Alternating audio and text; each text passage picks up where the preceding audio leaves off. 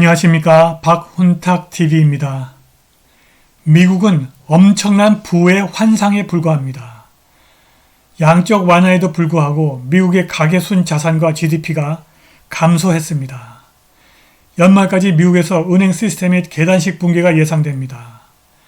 미국에서 한 번도 경험해보지 못한 규모의 위기가 다가오고 있습니다. 방송 전에 한 말씀 드리겠습니다. 여러분들 잘 아시다시피 제가 해임 취소 행정소송 진행하고 있습니다. 광주가 제기한 터무니없는 손해배상 청구 소송도 준비하고 있습니다. 제가 매우 어렵습니다. 여기 후원 계좌 있습니다. 자율 구독료 부탁드리겠습니다. 지난 15년 동안 연준이 양적 완화, 퀀티터티브 이징을 통해서 자산 가격을 끌어올리고 경제의 부의 효과, 웰스 이펙트를 창출하는 것을 임무로 삼았다는 것은 비밀이 아닙니다. 2010년 당시 연준 의장 벤 버냉키는 이렇게 말했습니다. 주식 가격 상승은 소비자의 부를 증대하고 자신감을 높이는 데 도움이 되며 이는 지출을 촉진할 수도 있습니다. 지출 증가는 소득과 이윤 증가로 이어져 선순환으로 GDP 성장을 더욱 뒷받침할 것입니다. 그래서 그는 자산 가격을 부풀리려는 노골적인 목적으로 돈을 찍어내는 과정을 시작했고 이 정책은 그의 후임자들에 의해서 계속 이어졌습니다. 그런데 이른바 양적 완화는 자산 가격 부양에는 지나치게 성공했지만 GDP 성장에는 전혀 효과적이지 못했습니다. 이 그래프는 미국의 가계순 자산을 GDP로 나눈 수치의 그래프입니다. 이에 대한 가장 직접적인 증거는 양적 완화 기간 동안 경제 대비 가계순 자산이 사상 최고치를 기록했다는 사실입니다. 버냉키가 의도한 대로 작동했다면 이 비율이 잠시 급등한 후 GDP 성장이 자산 가격 상승을 따라잡으면서 평평해졌을 것입니다. 그런데 그런 일은 일어나지 않았습니다. 자산 가격만 계속 올라갔습니다. 연준이 GDP 성장을 달성하지 못했더라도 적어도 버냉키가 부의 증대라는 목표는 달성한 것처럼 보입니다. 그러나 화폐 공급의 증가와 관련된 가계순 자산을 살펴보면 부의 증대 또한 환상에 지나지 않았다는 것이 분명합니다. 가계순 자산은 실제로 2008년 이후 총통화 M2에 비해서 감소했으며 현재는 그 이전 20년 동안 볼 수 없었던 수준으로 되돌아왔습니다. 진실은 이런 방식으로 측정했을 때 창출된 진정한 부가 전혀 없었다는 것입니다. 이 그래프는 가계순 자산을 M2 총통화로 나눈 수치의 그래프입니다.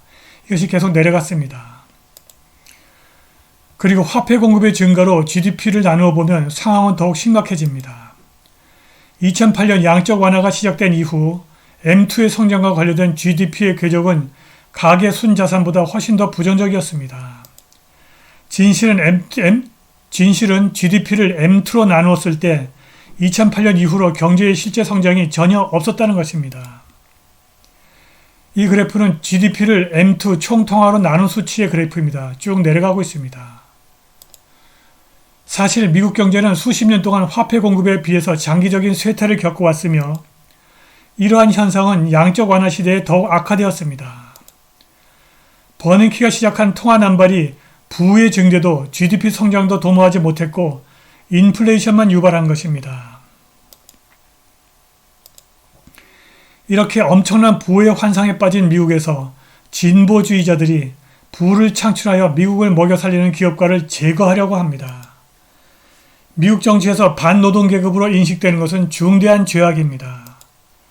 힐러리 클린턴은 트럼프 지지자를 개탄스러운 것들의 바구니라고 불렀는데 이러한 상류층에 대한 경멸이 사회적으로 용인되고 있습니다.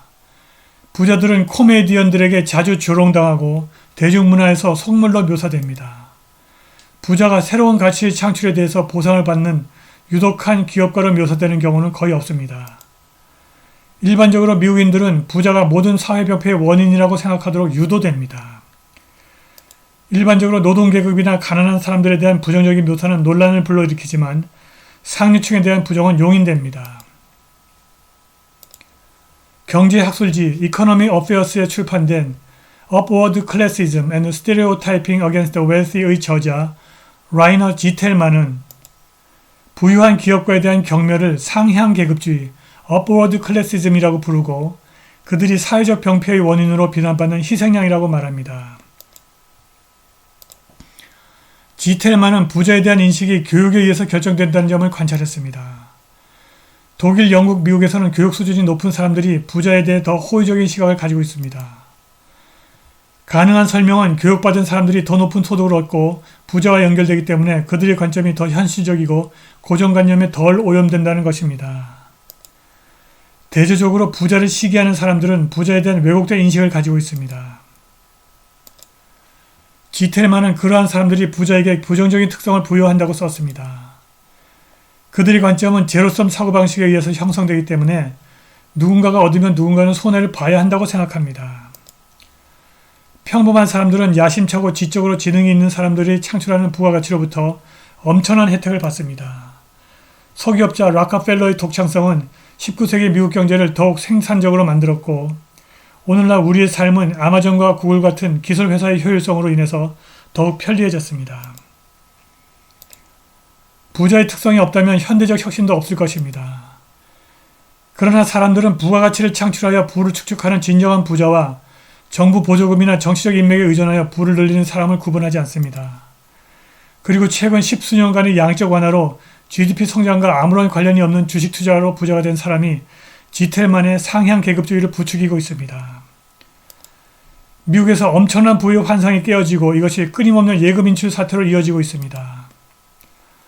라지뱅크 디파짓, 대규모 은행의 예금입니다. 대규모 은행의 예금도 수정 전후 다 이렇게 내려가고 있습니다. 스몰뱅크 디퍼짓, 소규모 은행의 예금도 수정 전후 다 이렇게 내려가고 있습니다. 귀금속 전문가 데이빗 모가는 뱅크런이 이제 막 시작했을 뿐이라면서 올해 말까지 미국 은행 시스템이 계단식 붕괴를 이어갈 것이라고 말했습니다. 정부가 모든 것이 괜찮다고 대중에게 거짓말을 하고 있다고 그가 지적했습니다.